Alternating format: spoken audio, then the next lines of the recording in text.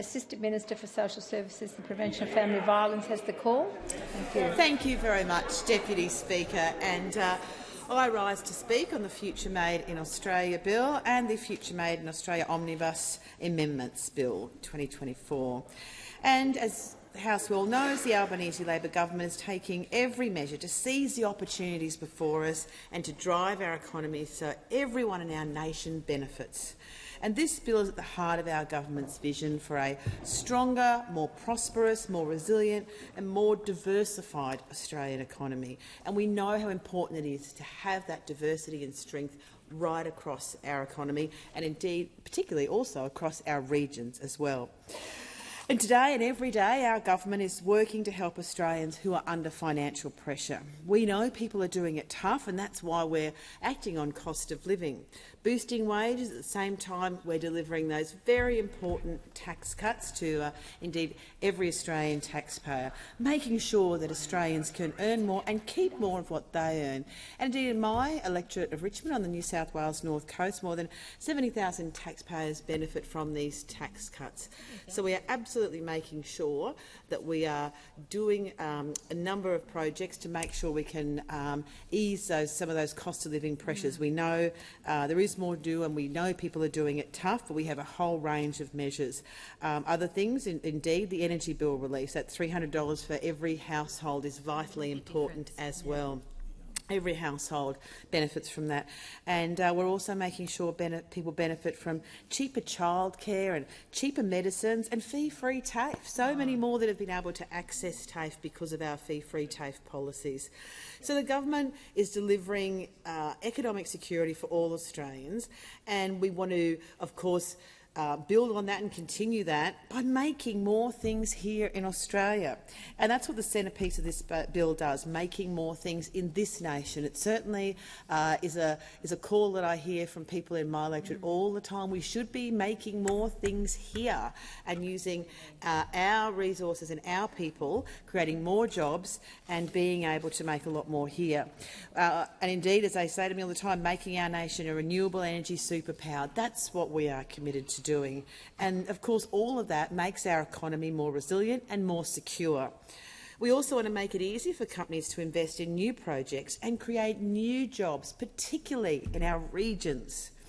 Now, the government's Future Made in Australia plan is about maximising the economic and industrial benefits of the global transformation to net zero and securing Australia's place in a changing global economic landscape.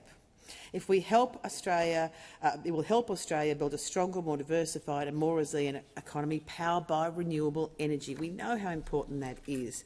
Of course, it will create more secure, well-paid jobs and encourage and facilitate the private sector investment required to make our nation an indispensable part of the global net zero economy. And Deputy Speaker, this bill, an omnibus bill, deliver on key elements of the government's Future Made in Australia plan that we announced in our budget this year. They impose rigour on government decision-making and help give investors the clarity and certainty they need to invest and unlock growth in our economy.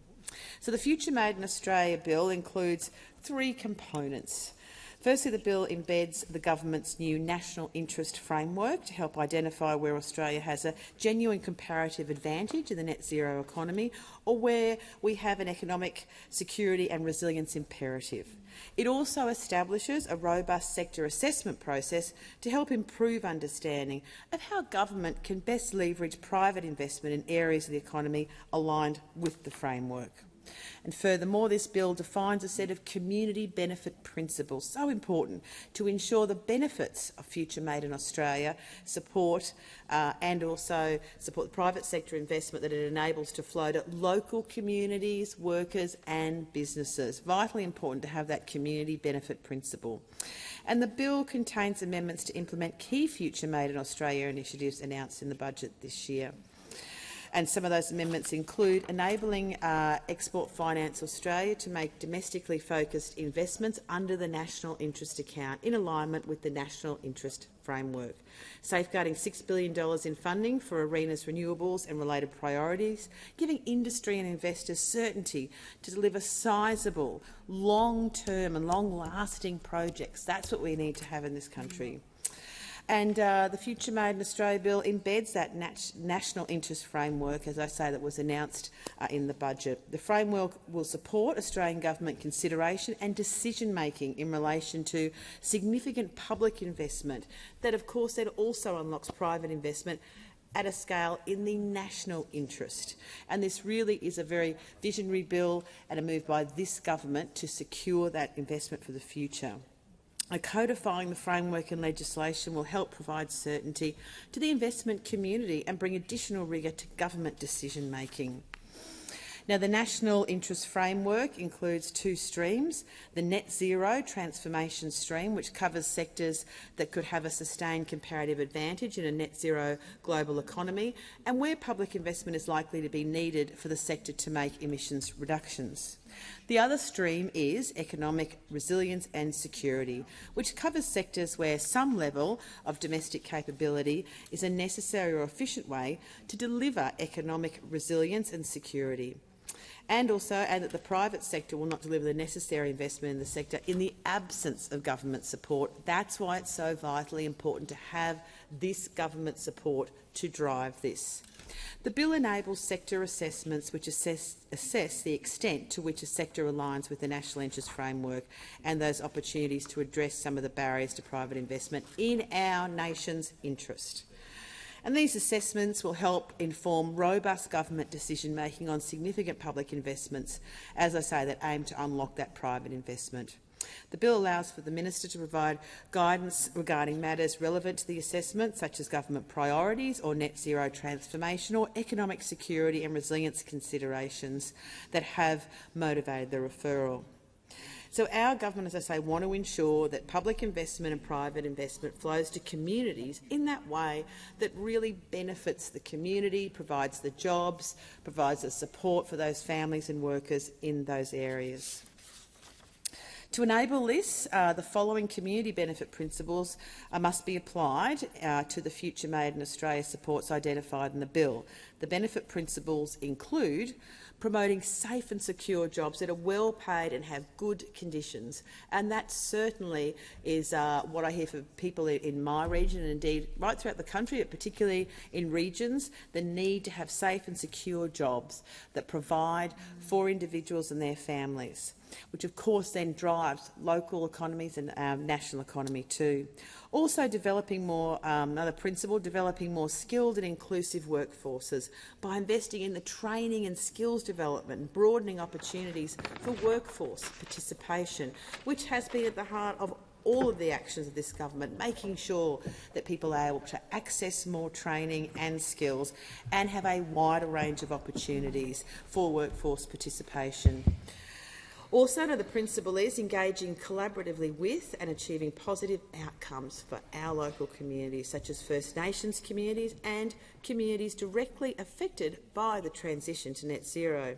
The principle is strengthening domestic industrial capabilities, including through stronger local supply chains, and demonstrating transparency and compliance in relation to the management of tax affairs, including benefits received under Future Made in Australia supports. These community benefit principles will be applied on a program-by-program basis, and any further details to satisfy these requirements will be subject, of course, to consultation. Above all, this bill speaks to our unwavering determination to shape the future, not wait for the future to shape us, to drive our economy through this investment. Now, of course, Deputy Speaker, we do know that those in opposition, the Liberals and Nationals, don't really support what's at the heart of this bill.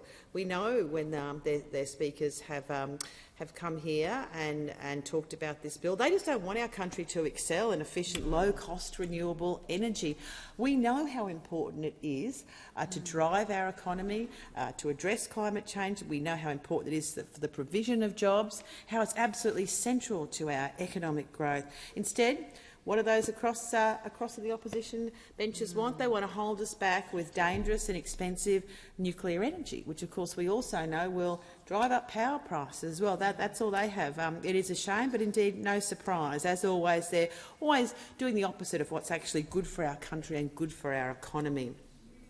We know that there are many we know that the biggest threat to Australian jobs and investment is indeed sitting across from us on the opposition benches. We know that because they just aren't interested in programs and policies that do drive our economy. And their record in this House is somewhat atrocious. They voted against the National Reconstruction Fund, hard to believe, voted against energy bill relief, all of these really important initiatives to assist Australians.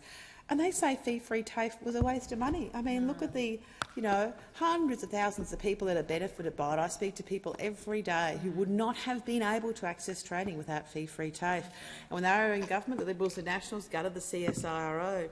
And of course, when we look to the Leader of the Opposition, well, we know that when he was the Health Minister, everyday Australians were worse off, and I know particularly elderly people in my electorate were worse off. Who can forget the GP tax? Horrific.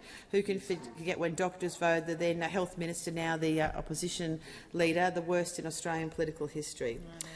But indeed, as I say, those across in the opposition just want to hold us back. But, Deputy Speaker, in contrast, the agenda of our government, the Albanese Labor government and our Prime Minister, is no one held back and no one left behind. And the legislation before us today has that principle at its core, at its absolute core, because a future made in Australia is about unlocking private investment in jobs and industry and energy around our nation. It is a unique opportunity to provide for the future of this nation and for future jobs growth and in driving our local economy. And, of course, is about making our country a renewable energy superpower. We have the capacity to do that, and that is why this bill absolutely should be passed. And in conclusion, Deputy Speaker, we have the resources, ingenuity and determination to do that.